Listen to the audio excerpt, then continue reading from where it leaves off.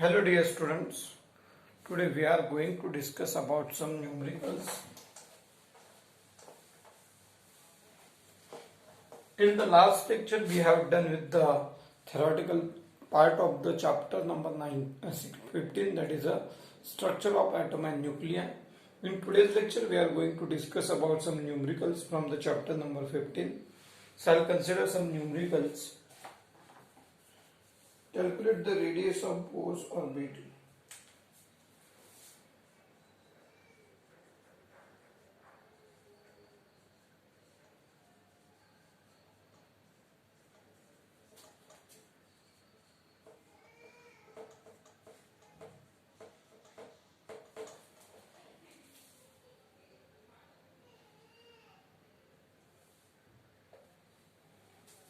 First Bohr orbit, actually it is a first Bohr's orbit from the following data. So we have provided some values in the following, and hence find the radius of third Bohr orbit, and hence find the radius of third Bohr's orbit. So what is the radius of the first orbit, and from the same equation how we can derive the radius of the third orbit. So what is the equation for the radius we have? It is h square epsilon naught. Radius of the Bohr's orbit is given by h square me epsilon naught upon pi me square, epsilon naught upon pi me square into the principal quantum number is n square. So for the first orbit, what changes we can make in this equation? For the first orbit, the principal quantum number becomes 1. If you put it, then it becomes only h square epsilon naught upon pi me square. If you put the values of the all constant present in this equation, h is 3.34 into 10 raised to minus 34, sorry 6.34 into 10 raised to minus 34 square, 8.85. So there is a square into 8.85 into 10 raised to minus 12 epsilon naught divided by pi is 3.14, m mass of the electron is 9.1 into 10 raised to minus 31, charge on the electron is 1.6 into 10 raised to minus 19 bracket square. So we have the equation for the radius of the Bohr's orbit. And in that equation, if you put the values of the all constant present in this equation, only the change in term in the equation is the n, that is a principal quantum number. But for the first orbit, the value of principal quantum number is 1. So we should write the equation by putting the value of, after put the value of n is equals to 1. If we put the values of all constant over here, and if you solve this term, then finally we got 5.374 into 10 raised to minus 10. Actually it is 10 raised to minus 11 meter. So this is nothing but the radius of the Bohr's first orbit, because n is equals to 1, so it is a first orbit. What relation we have in this equation of the radius orbit? The radius of the orbit is equals to r1 into, we can write n square, because r1 is nothing but the complete bracket present over here. So r1 is the constant terms present in the bracket. So if we put the value of r1, then we can determine the value of radius of the second orbit, that is r2, where r1 is 5.37 into 10 raised to minus 11 and the principal quantum number for second orbit is 2. So the square of the 2 is 4. 4 multiplied by 5.37 into 10 raised to minus 11. Then finally we got 5.837 into 10 raised to minus 10 meter. If you wish to convert this value into the angstrom unit, then how we can convert it? Then it is nothing but 5.837 angstrom unit is the value of the radius of the second orbit. The conclusion is, as we are going away from the nucleus, the radius of the Bohr's orbit goes on increasing. So this is about the first numerical. Now we'll take second numerical.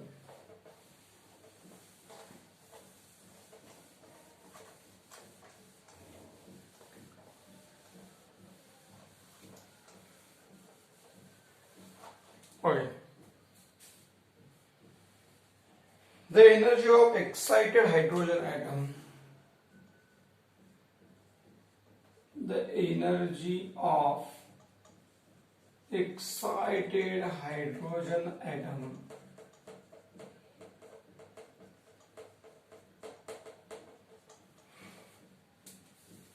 is minus 3.4 in electron volt. Find the angular momentum of the electron. From this value, find the angular momentum of the electron.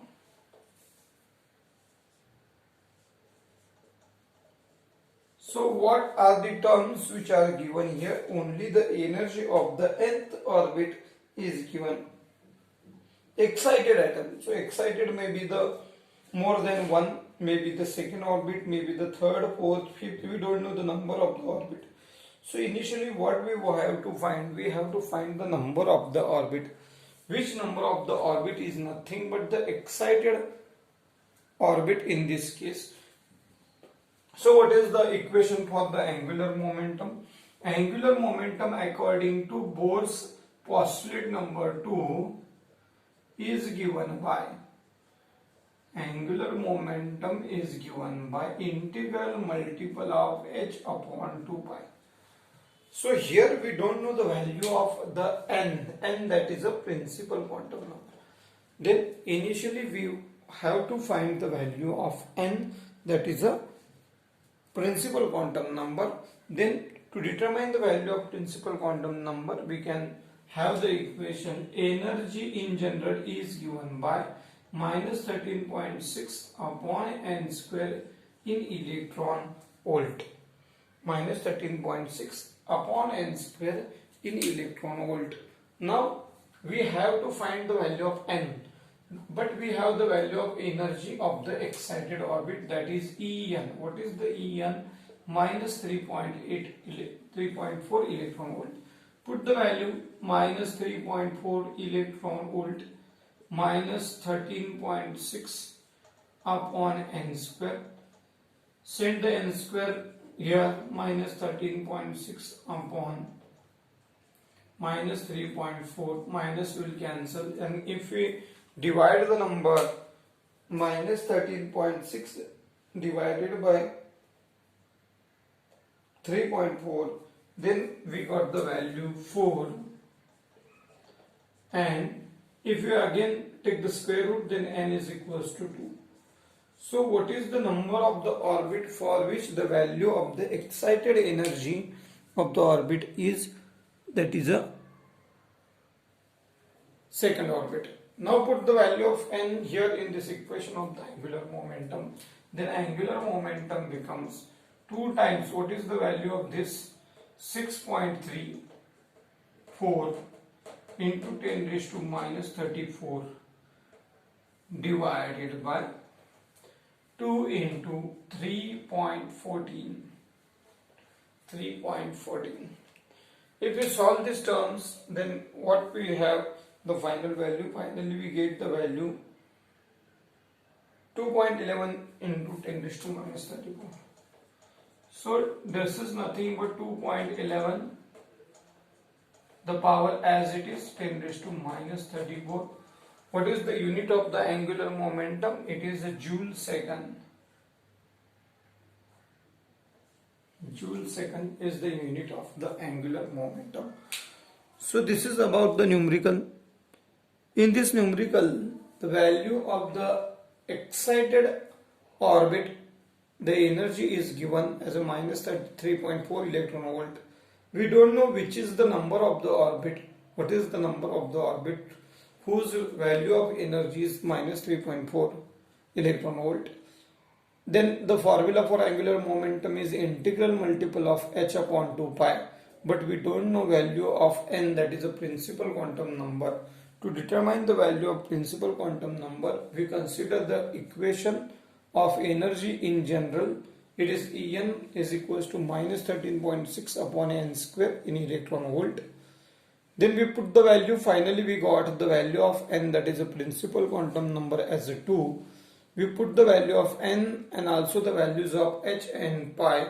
Then finally we got the value of angular momentum as a 2.11 into 10 raised to minus 34 joule second. Now we will move for the next numerical.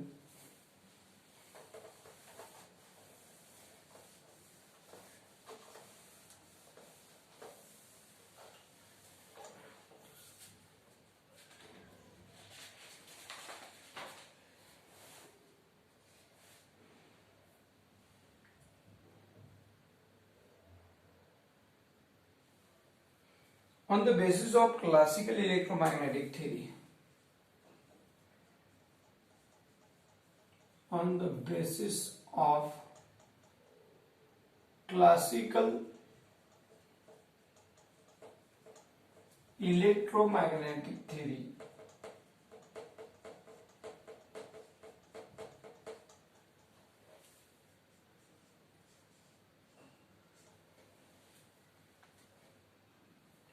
find the frequency of light emitted by, find the frequency of light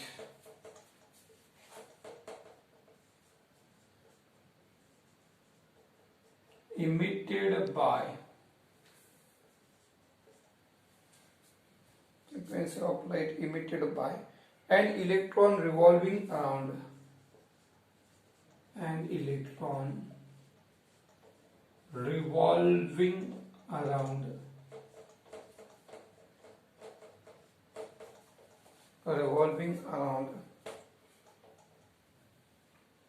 proton in a hydrogen atom, proton in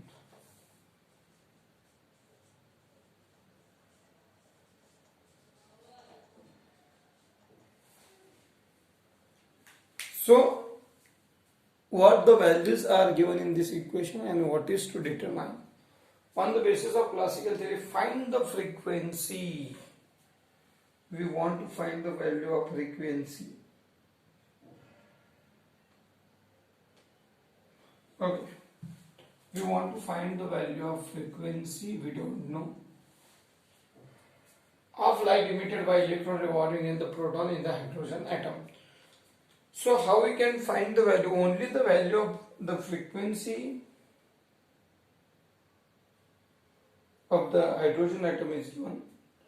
Electron is revolving in the first orbit. The electrons present in the hydrogen are revolving in first orbit. So radius of the first orbit is 0.537 angstrom minute. So this is a very constant value, because in hydrogen there are only 2 electrons, and these electrons are revolving in the first orbit. So the radius of the first orbit is 0.537. We have only the radius. Then the velocity, because the frequency is given by v upon 2 pi r. Now for the frequency we should have the velocity in the first orbit, radius of the first orbit. Then we have the value of radius of the first orbit. but we don't know the value of the velocity of the electron in the first orbit.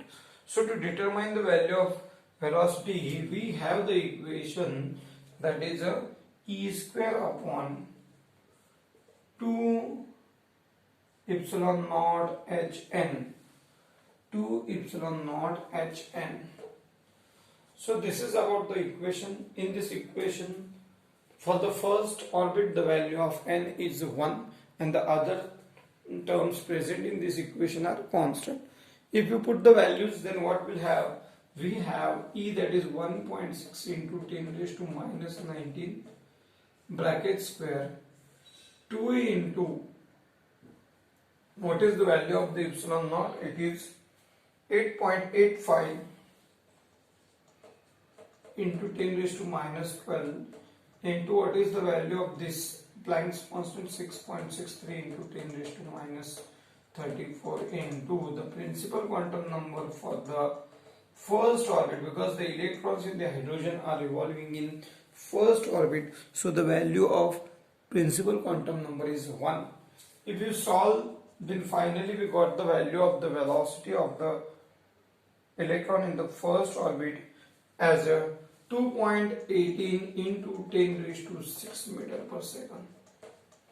So this is the value of velocity of the electron in the first orbit. We put the value of velocity in the equation of the frequency, then it becomes 2.18 into 10 raised to 6 divided by into 3.14 into radius is 0.537. If you find the value of the frequency of the electron, then we got the finally 6.460 into 10 raised to 15 hertz. This is the value of frequency of the electron which is revolving in the first Bose orbit.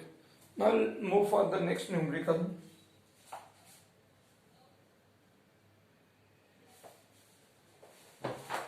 We can determine the value of the velocity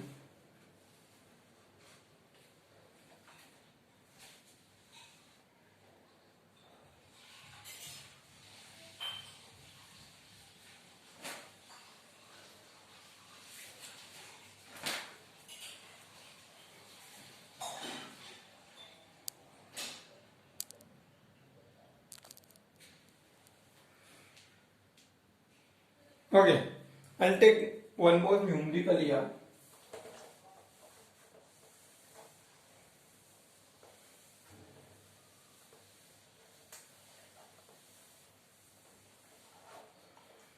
Okay, the velocity of electron in the first Bohr orbit. The velocity of electron in the first Bohr orbit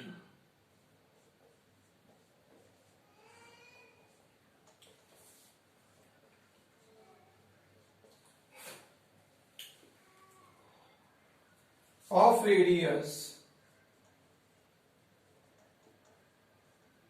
0.5 angstrom in it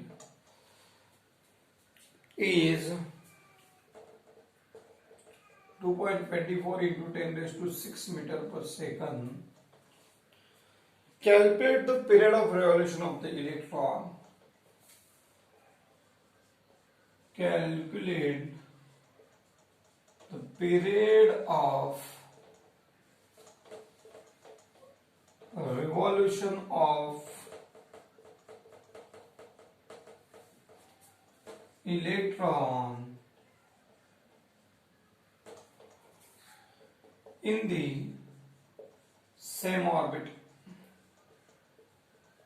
What is the formula we have? In that formula we can put the values of radius and also we can put the value of velocity.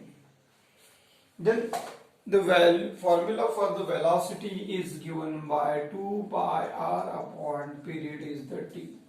So we can modify the formula 2 pi r upon v. So the value of radius is given 0.5 angstrom in it. Only the change is we should convert it into the meter. Then while converting into the meter, we should multiply the given number by 10 raised to minus 10. Now put the value 2 into 3.14 into what is the radius 0.5 into 10 raised to minus 10 divided by what is the velocity 2.24 into 10 raised to 6. If you solve the four values, then finally we got the value of the period of the electron which is revolving in the orbit is 1.402 into 10 raised to minus 16 second. So finally we got the value of the period of the revolution as a 1.402 into 10 raised to minus 16 second.